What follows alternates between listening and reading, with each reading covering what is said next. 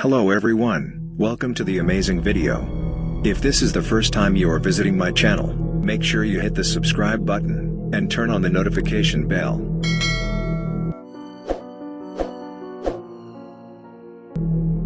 Top 5 Most Creepy Games. In 2015, a phenomenon known as the Charlie Challenge took the internet by storm. It's since become one of the most easily identifiable paranormal ghost game around, sort of like the current generation's version of the time-honored classic, Bloody Mary, but it's worth noting that it isn't the only game of this sort floating around out there. There are loads of games like Charlie bopping around the internet. What's more, the rules for most of them are usually just a Google search away. Feel like tempting fate today? Maybe today's the day that you really want to creep yourself out? If you are ready, I will give you the top 5 creepy games in the world. Number 1. The Three Kings. A Redditor going by the name FableForge posted the instructions, or recipe, as it later became known, for the Three Kings on the r/NoSleep subreddit during the summer of 2012. It became so popular that it later spawned a subreddit of its own devoted entirely to games and rituals of this sort. The setup involves shutting yourself in a room with 2 mirrors at 3:30 in the morning and seeing what happens.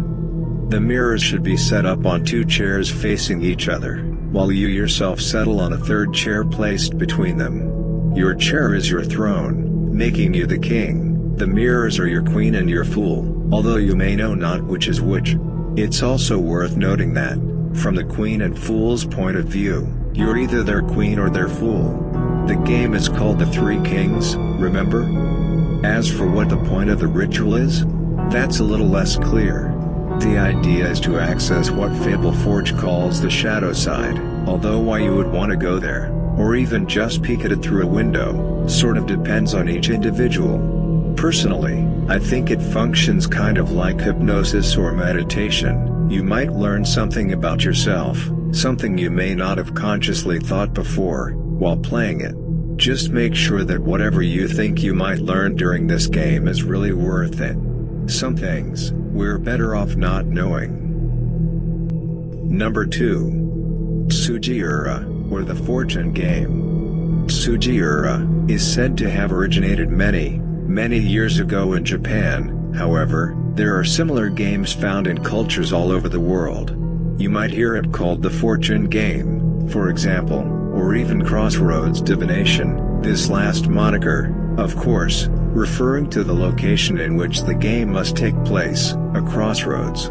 Crossroads, you see, have long been viewed not just as the space where 2 roads intersect, but also the space where 2 worlds intersect, our own world, and the world beyond the veil, so to speak. Soji Era is a little less involved than some of the other games on this list, making it easier to play if you're just dipping your toe into the ritual pasta waters. It should be noted, though, that the stakes are still pretty high. They always are in these types of games. All you have to do to play is find a comb and something to cover your face with, take them to a crossroad when it's dark out, strum the teeth of the comb a few times to make some noise, and chant Soji Era, Soji Era, grant me a true response 3 times.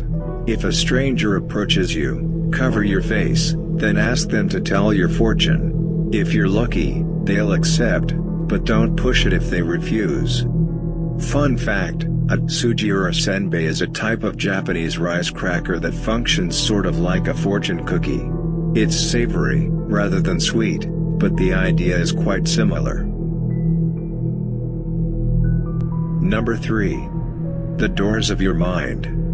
This game also goes by several names, depending on who you talk to, how old they are, and where they grew up.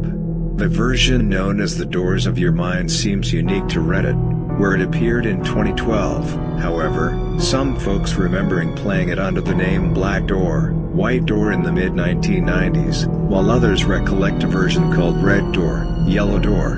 No matter which version you play, though, it's relatively low risk compared to a lot of other games and rituals. It's basically a form of meditation, with the goal being simply to explore the contents of your own head.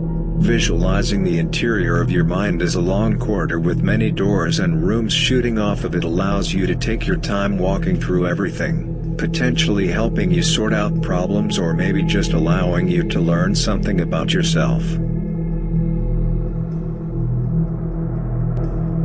Be warned, though, there could be some unpleasant or downright nasty things lurking in the location you conjure up.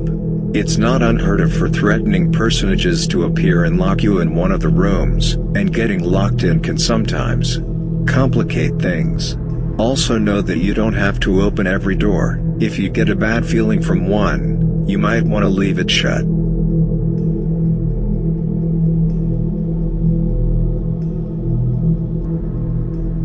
Number 4. The Shoebox Telephone. Another one from the Three Kings subreddit, where it was originally published in 2012. The Shoebox Telephone involves constructing a sort of astral telephone out of a shoebox, a string, and a paper cup.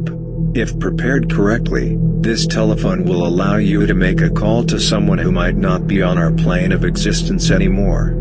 Like the doors of your mind, the Shoebox Telephone is relatively low risk. However, be careful you don't dial a wrong number.